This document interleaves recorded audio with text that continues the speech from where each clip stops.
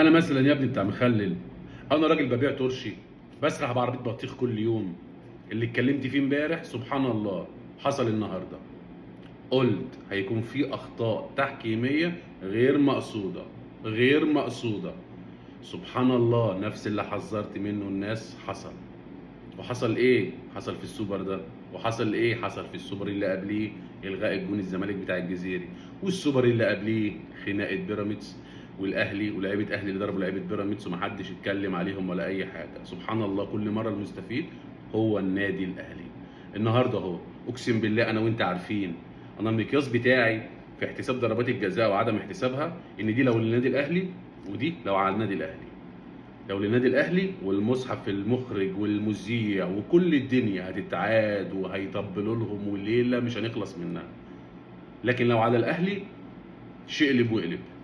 ضربتين الجزاء النهارده بتوع سيراميكا اقسم بالله انا وانت عارفين اهو. لو على الزمالك واحده منهم هتتحسب. غير طبعا الجون الثاني بتاع الاهلي ما اتعادش من اوله. المخرج خاف يدع الشك باليقين ويعيدوا عشان يريح الدنيا، لا ما بيعيدوش، ما يقدرش يعيدوا. كأن الدنيا كلها تحت امر مثلا النادي الاهلي، كأن الدنيا كلها بتتعاقب من اجل النادي الاهلي واقع فلازم ياخد بطوله يشم بيها نفسه. اللي للبالونه لازم ياخد بطوله مع النادي الاهلي. وبالنسبه للبالونه ايه رايكم في الشيبي يا جماعه؟ الراجل بقى له كام سنه بيلعب هو في الدوري المصري، ادق واحد في العرضيات هو الشيبي.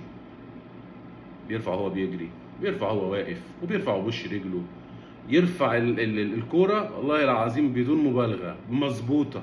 حد يتكلم على الشيبي؟ حد يجرؤ يتكلم او يمجد في لعيب في بيراميدز او في سين او صاد او عين؟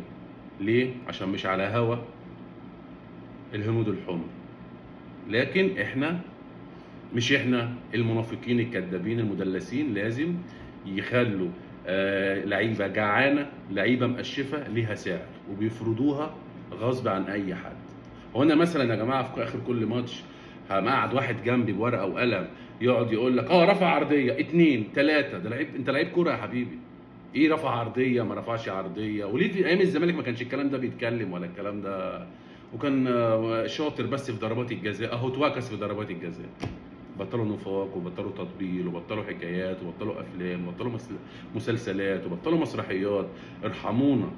بنقعد نقول المغرب وصلت فين واحنا اخرنا الظهر وهننام ولا اي حاجه خالص. اللي حذرت فيه امبارح حصل النهارده بالظبط. سبحان الله اللي حذرت فيه بالظبط. دلوقتي بقى في شغلانه جديده اكتشفتها ان في واحد قاعد بره وقلم ده بصه كوره ادي واحد، رفع ادي 2. هو انا يا ابني بنلعب